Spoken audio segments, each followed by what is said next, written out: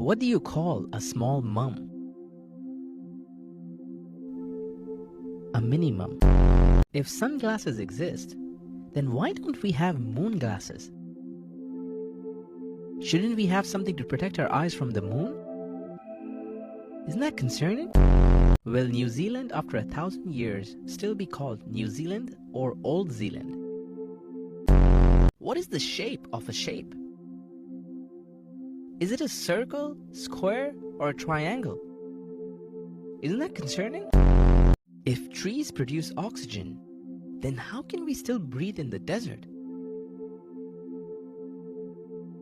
There's no trees in the desert. Why do cars have the capacity to go to 240 kilometers per hour when this speed is illegal? If the 7-Eleven is open 24/7, then why do they have door locks?